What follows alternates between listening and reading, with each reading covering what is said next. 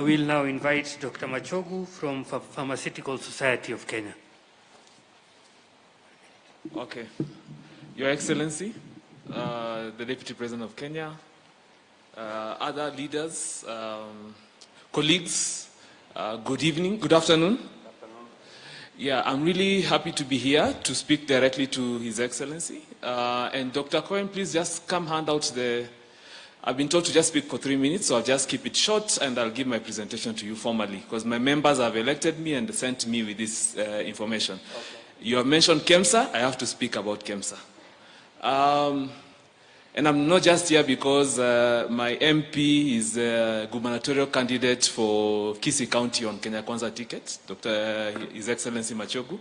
I'm also here because I lead the pharmaceutical industry. I've been there for 17 years. I first started working in Mararal District Hospital, where I was a district pharmacist. And Dr. Cohen here is one of my members. Someone said we need to send healthcare workers to Parliament. He was running in Isuka West under ANC. Isuka, yes. A handshake happened and he was leading. He won popular vote, but he didn't get the ticket. So, Bwana Deputy Party Leader, tafadhali mpatie nomination at that level. So, I will speak on 3 things. The fourth one is NHIF. I'll leave that because today NHIF, 92% of the money they've collected or due to collect this year has already been spent. ICT will help, will help curb fraud, and also it will improve efficiencies. I will not talk much into that. I'll talk about leadership, governance, policy, and legislative agenda as my first point. There, you have institutions like Pharmacy and Poisons Board, National Quality Lab. We heard about private hospitals are wondering, why is PPB registering all these medicines and there's no one worried about the quality? So those boards have been running for the last 3 years without a board. You know, they are national entities, but they don't have a board. They've been running without a board. Yeah, so governance-wise, for the last 3 years, going to the 4th. So within the first 100 days, if we can get those boards in place, inaugurated, done deal, Kenyans can be comfortable that the medicine being registered is of quality. Kemsa. Now, Kemsa is the largest pharmacy in this country. The second largest is Meds. Meds deals with the faith-based. Very efficient. No one worries when they buy medicines from Meds. No one worries when they supply Meds whether they'll get quality, whether they'll get paid.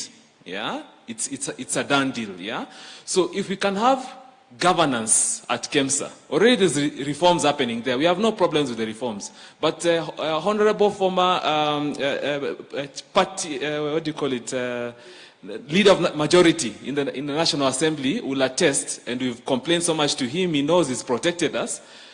Pharmaceutical Society of Kenya has been deleted from the Kemsa Act. Yeah, and once it was deleted, all these things started happening.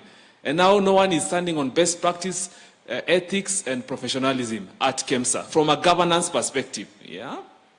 So if within the first 100 days we can have legislative amendments that return us back to Kemsa, and even the Pharmacy and Poisons Board, we were deleted. Yeah. Again, just and you know who sponsored those things, rather who brought them to you and the snuck in, yeah? So we would like to see professionals back to these bodies for governance purposes. A pharmaceutical policy for this nation, there hasn't been any review of the pharmaceutical policy since 2012. Again, within the first 100 days, the directors sitting at Ministry of Health should be able to give you a national pharmaceutical policy that takes you to the vision you want to take the country towards. Just hold on there, sure. Dr. Yes. So, you're deleted from these boards? Yes. What was or the reason is the one we know? The- You are asking too many questions. No, you're not asking too many questions. Actually, the reason is the one that is known. When you don't have professional oversight on the boards, decisions get made like buying short expiry medicines, medicines that are not required. I used to be a district pharmacist in Samburu. Kemsa, in 2006, 7, 8, I was a district pharmacist in Samburu. Kemsa was the best institution in Africa. Yeah, in terms of supply chain and what have you. But because we are removing professionals from there, there's no oversight. So deals are being cut. Yeah. Asante. I hope I'll get protection. Tunaongea sana. Lakini hii ni nchi yetu na tunaipenda sote. Yeah. Asante sana. Bringing down my second point is around bringing down the cost of medicines. Of course, I have heard you talk about local pharmaceutical manufacturing. What you may not know, Bwana Deputy President, is that we import 75% of the medicines coming into this country. That's one. And even those ones imported, costs are laden from taxes. Yeah. So if I need to retain my medicines, the Pharmacy and Poisons Board has to, because it's not funded by the Exchequer. Yeah, one of the things that you need to do maybe in the first 100 days also is review. Should Pharmacy and Poisons Board be funded by the Exchequer so that it stops levying fees that even increase the cost of imported medicine. But even on the part of reversing from 75% to maybe 75% manufactured, if you want to do that, Bwana DP, that would be like a 30-year journey. Bangladesh took that long. But yes, if you will take the seat as the father of the nation, what will happen is you need to have that view that you need to work with us as healthcare workers to get you there. How we'll get you there is local manufacturing should be given precedence. Currently, local manufacturers export to Ethiopia. Cosmos is the biggest exporter to Ethiopia, to Malawi. We have 40 pharmaceutical manufacturing plants who are operating at 50% or below capacity.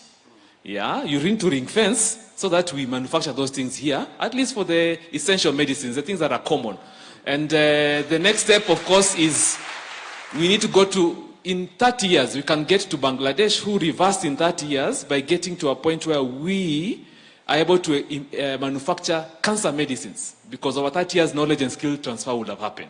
So, I believe we'll pray for good health for you so that you can also be there and see the fruits of that. So you have to plant trees under whose shade you will not sit, but we are looking forward to that. Number 3, pharmacy practice and primary health care. Every patient who goes to a facility leaves, 90% of those patients leave with medicine in their hand. But as they leave, you'll see, because of the facility funds that used to be there, we now have pharmacists, nurses having to mop our places because there are no workers. You know, it used to be called, let me get the exact word so that I don't say my own things. What was it called? Yes, it used to be there. It used to support these things. Now, tunatoa hata pesa yetu ya mfuko kufanya hii kazi. Yeah. Now, these professionals need to be there sitting with the patient, and what I heard someone talk about, value-based, FIS, yes, you are a member of parliament and you know those, I'll get you the exact word, yeah? Because those funds are not there now, yeah, we have to do these things ourselves as healthcare workers. So we like to get, yes, sorry? Oh, we have to, for example, we have to get healthcare workers to do work like mopping the floors, because we can't hire even subordinates, you know, at that level, yeah? Again, for each facility used to sustain itself from the money it makes from its collection. Finally, I think I will not do this justice if I don't mention the point of, when I'm talking about pharmaceuticals, we need to do curriculum review, again in 100 days. We've had curriculum that has been there. When I graduated, there's only one university, University of Nairobi. Now we have even these ones to do train pharmacy. But they have to use the same curriculum. Now we are moving to digital. We need to destigmatize digital so that we can also, as you give us the HMIS to run healthcare, we need to be indoctrinated in the new way so that my notes don't have to be manual, so to speak. And I think that's it from my end. Ile nimesahau, nimepeana dossier, and we are available to support this journey. Asante. One moment. Thank you very much, Mr. Machogu. Yeah. I don't mind the 30-year journey, but we have to begin. We have to begin, yeah. Even if we did several steps and we are heading in the right direction, that would be the thing to do. Mm-hmm. Now, so listening to you, you're saying local manufacture, we should support local manufacture. Yes. Is that what you're saying? Yeah. Yeah. And you're saying there are already facilities that are working at 50% capacity. Mm-hmm. Mm-hmm. And you're saying that we can ring fence the essential medicine lists essential to be medicine, manufactured by local the ones that we know, yeah, we will certainly need procure, them. exactly. We'll suddenly yeah. procure. The 80% that will always be in need of. And that's about 80%. Yes, yes. Of the essential medicines, yeah, there are 80% of those medicines, we even have capacity to manufacture them. Yes. The issue might be that because we have to import the active ingredients, the cost might be a bit more, but with the incentives that we get to pass that cost back to you as citizens, and also we get to keep the dollars here, yeah, to create more jobs and even build our capacity, because that's how Bangladesh did. Today they manufacture cancer medicines, which we can't today, but 30 years later we can, because we allowed ourselves to build our local industry. Yeah, increase that 50% idle capacity, utilize it fully. Yes. Yeah. So, and yeah, that's what you're saying. You're yes, saying our first port of call is to use the 50% capacity we already have, yes, that is not being utilized. Yes. And we can also target immediately essential drugs. Yes, yeah. That's what you're saying. Low-hanging fruit, essential pharmacy, paracetamol, Flagyl, all these medicines are already, some antibiotics, we have entities, hypertensive medication. Correct. Today, Cosmos manufactures hypertensive medication, Rigol. Can we buy that entire consumption of the entire 100% capacity? Yes, that's what I'm saying. Yeah. Wonderful. Yeah. It's not being done today. That's a very good by that 100%. Tafadhali makofi ya hiyo ikifanyika hiyo, we retain today, we have to look for places to buy dollars because we have to import 75% of these medicines. Why? Just because it's cheaper? Can it also, once we buy that intentional medicine list, we'll make it cheaper. We'll make it cheaper. Yeah. Leader of majority. Maybe two questions. One, yeah. One of the reasons why they removed you when I asked government was that you are also part of conflict of interest. Okay. Mm-hmm. Yeah? Mm-hmm. Because big companies who are tendering, putting tenders for Kemsa, you guys had a role. They were your buddies. Mm-hmm. So even government was saying, by you sitting in the board, you are influencing. Mm-hmm. On the flip side, you're also asking too many questions from the cartels of government. Mm. Okay, so both of you, in one way or the other, had crime. So what do you say to that? But secondly, there's also an outcry that it takes very long, even 2-3 years, for certain people to register drugs with the poison board. Mm-hmm. Mm-hmm. That the bureaucracy and the corruption in the poison board is so huge that a lot of international companies give up and they go to our neighboring countries. Is that the case? Today here, so I'll start with the second question about the Pharmacy and Poisons Board. Like I said, it's just a matter of governance, and I think it's been said earlier by Dr. Oluwen. The matter of, are there KPIs, to ensure that these medicines that are being registered, who is complaining that their medicines are not being registered? And does the president, for example, know? Or as the contract is being renewed for these leaders at the Pharmacy and Poisons Board, are these questions being put into task? And some of the questions we used to bring to you to ask them in the parliament, why is this happening? Why is this taking long? And of course, it's what has gotten us into trouble. As Pharmaceutical Society of Kenya, we are a professional body.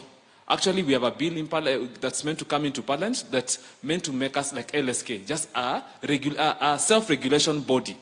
We do ethics, we have, so the things you're talking about conflict of interest, that should not come into the case because we go there to ask questions on best practice, public interest, and professionalism.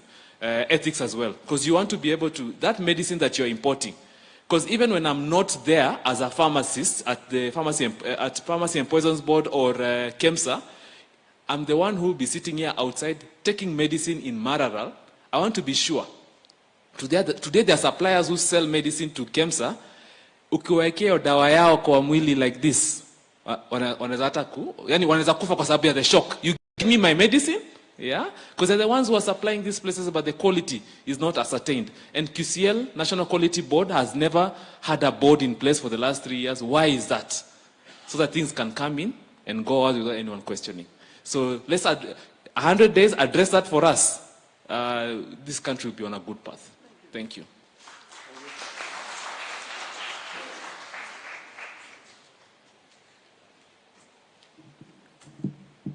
Are we happy? How is the discussion going on? Do you want to stretch like this quickly? Now, we are about to finish, but I know His Excellency, there's so much interest in the room. So I would humbly request you, we have 3 or 4 more other speakers. Now I want to be a dictator.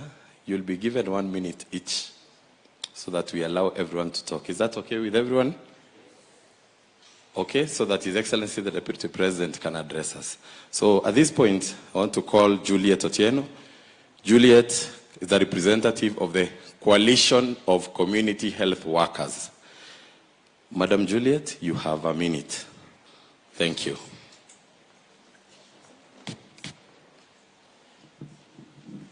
Good afternoon, Your Excellency. All guests, all present here, thank you very much.